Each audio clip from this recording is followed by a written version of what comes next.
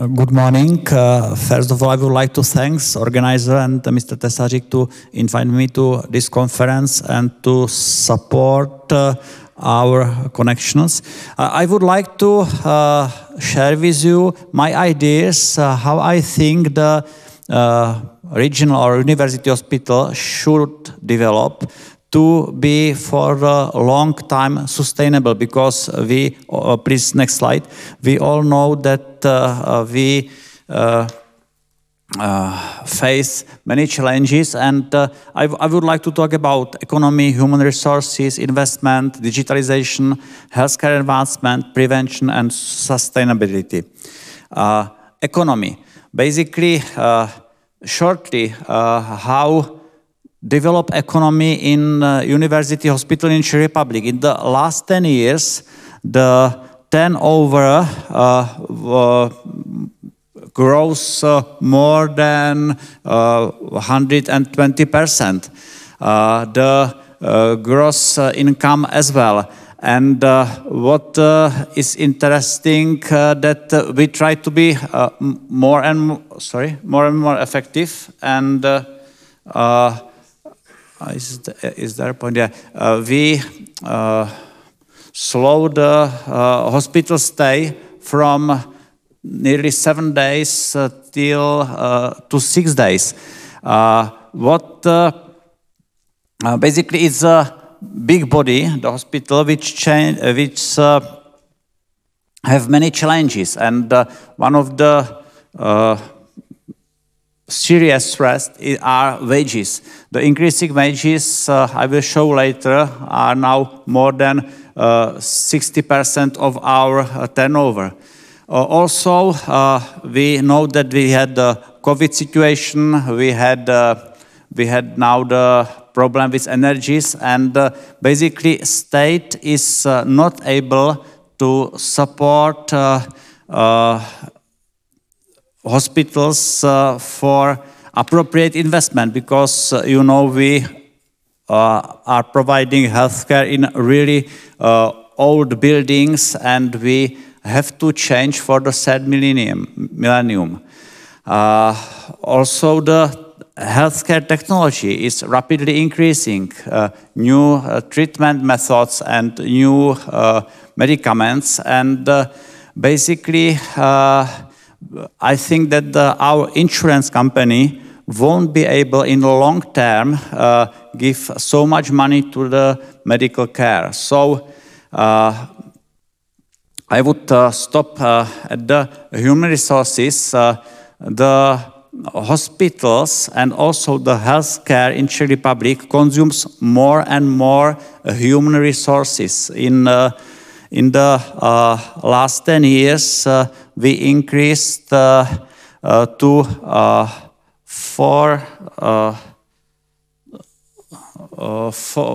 nearly 4,000 employees, and in wages, or you see that we have to put more than 4 billion to the wages to our employees, and just 10 years ago it was less than 2 billion. There is quite interesting how is different rate of growth of wages in the healthcare and in the other sectors in our country. In our hospitals, in 10 years, the wages doubled. However, in the Czech Republic, the average income just grows by 55%. And for example, the inflation during these 10 years in our country was just it's very slow. It's just 22%. So the demand for wages in the healthcare sector is really high, and this pace can't be sustainable for a long time.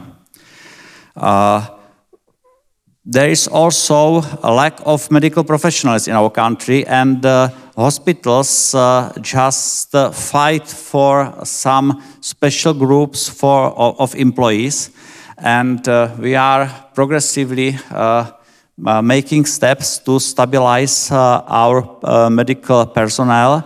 We open the school leavers program for medical doctors, and through this program we admitted more than 240 doctors in last 7 years. Also, we open the program for other medical professionals, and this year we admitted another 46 professional nurses.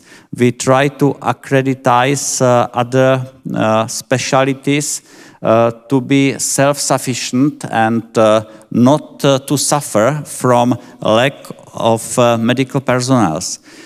Basically, we are successful on this field. We just lacking small numbers of professionals, but the regional hospitals are on the edge of survival due to lack of doctors and especially nurses.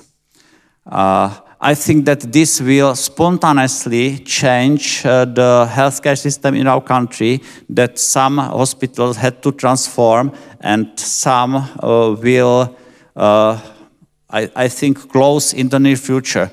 Our state for the last 30 years didn't find force or find energy to make the proper strategy and reduce the net of hospitals in our country. We still have more than 150 hospitals, and I think this is not effective, and we are not able for the future have so many hospitals. We also try to involve students to the healthcare system, to the medical care, and we want in the very near future change the 6-year study at the medical faculty, and we want to fully involve students, and we want to have something like a permanent position at each ward for medical students. Obviously, they want more practical experiences, and hospitals need more hands and brains. Investments. I think that our healthcare systems got really big debts in infrastructure. We are providing healthcare in a very old building, which are not suitable for proper care in third millenniums, and we can't. We have to do something ourselves to rebuild hospital for the new future. So you see, we are able each year have our profit, which we reinvest to hospital, and we started about 50 million per year, and currently we are nearly $500 million per year is our profit, which we reinvest to rebuild the hospital. Our state doesn't have the plan how to change the network of hospitals in our country. This is the picture from Denmark, where they are building new hospitals.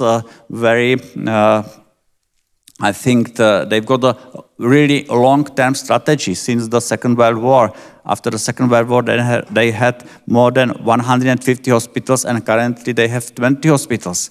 And basically, the older Scandinavia doesn't rebuild their hospitals, but they built new hospitals, and they just closed 2 or 3 hospitals and they transfer them to the new building. So this is how they look for the long time. They build the new hospitals, then close another 3 or 4 in the surrounding, and the hospitals got the really new philosophy. It's not possible to do it as the repairment of the old buildings. So they are patient-centered. They are the ground floor is diagnostic. There is outpatient, and there are beds which are shared. Each bed's got the window to the green. Basically, it's built how each of us would receive the proper medical care and treatment. We try to do something similar in our country, in our hospital. This is how it looks now. We've got a big, suitable place for our hospital, but we still provide care in the buildings which are more than 120 years old.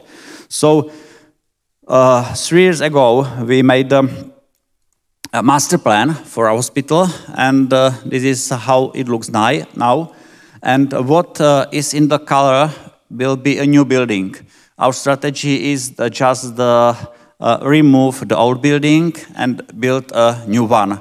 And we already started, yeah. This we opened 3 years ago. This is the gastroenterology, and I have to say that last month here was the Professor Friedman. He was previous head of Gastroenterology Association of United States of America, and he said that in USA he didn't say such a good gastroenterology clinic. Then we built the outpatient department for hemato-oncology with 40 outpatient stationary for chemotherapy. And all our knowledges we put into these new medical properties. There is healing architecture. There are all the possibilities for unable person to feel comfortably. So I mean there are such a spectrum of light that also with the eyes problems you've got better vision. There are surfaces suitable for them. There is no air exchange via climatization. We've got cooling and healing in the ceiling where is the water, so the air doesn't circulate. It's much more pleasant and it's much more healthy because of the bacteria sharing. And also there is, inside there is, let's say, paintings which gives hope to the patient. What we just as a small things, we changed the linear accelerators, or for example 3 angiographic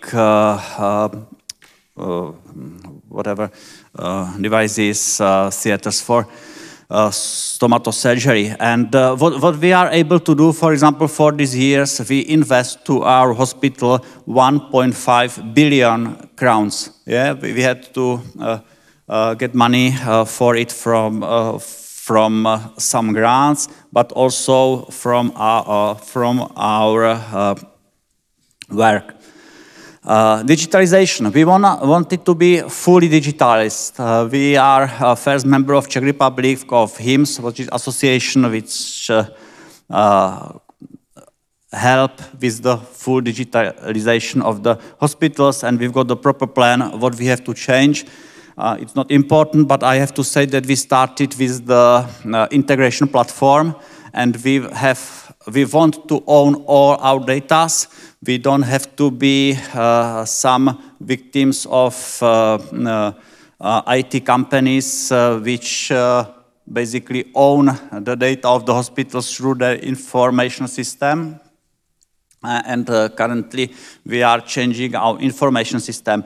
We also want to change processes through digitalization, and we have National Center for Telemedicine.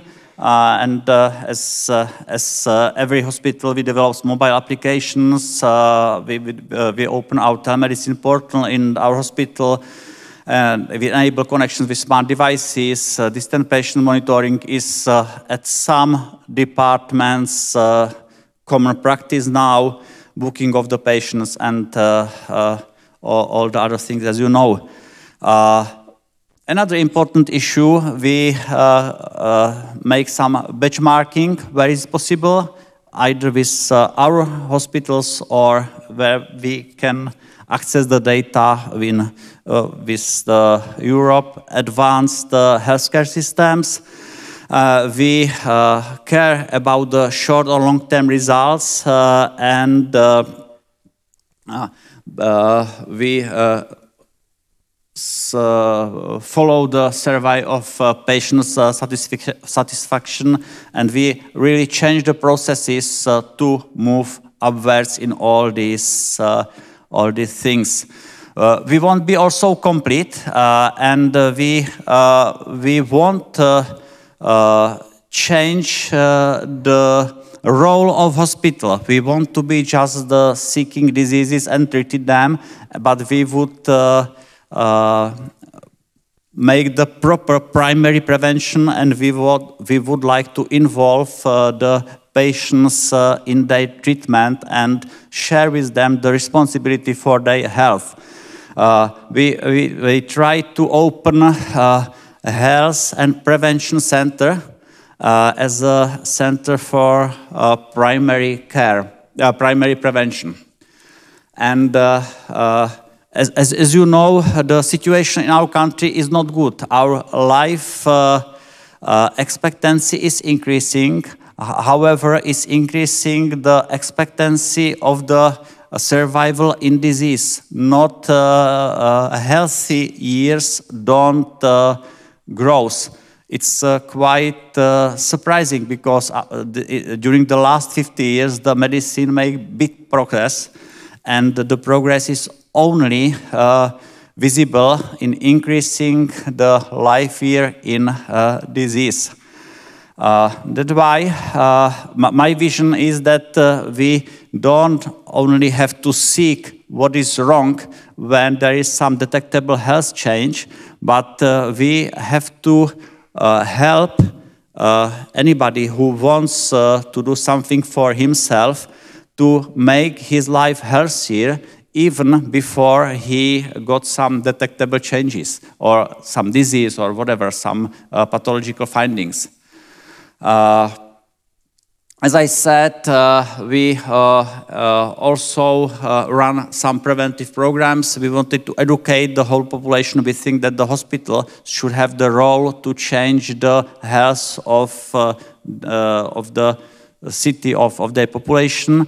And we've got some health promotion, and also we have the available programs for patients who want to be active. For example, our program Don't Be Under Pressure or Back to the Optimal Blood Pressure on Your Own is a program where patients with hypertension try to basically reduce their drug use or even began to be drug-free.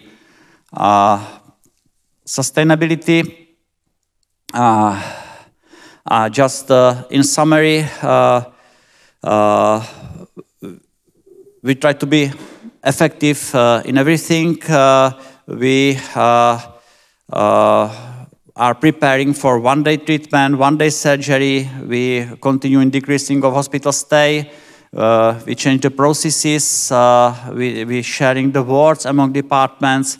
We try to coordinate care of the super specialized department and clinics.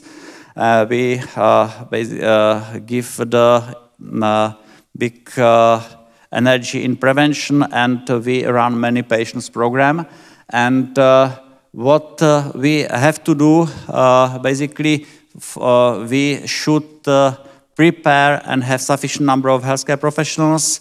We continue in full digitalization, in communication through new technology, and we improving the safety and organization of our care. Thank you for your attention.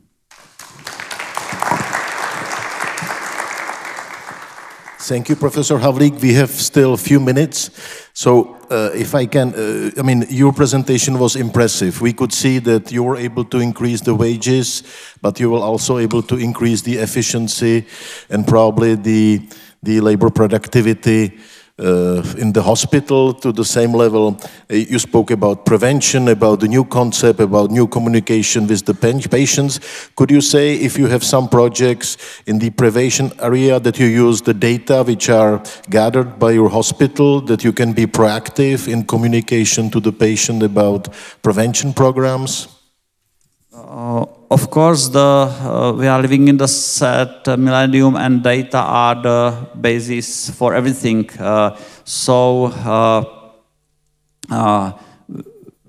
We use our data for research, we use our data for checking the results, and basically we are increasing the IT department, the medical IT department. We introduce also new subjects for medical students, and it's digital healthcare. And I think that this field is our priority.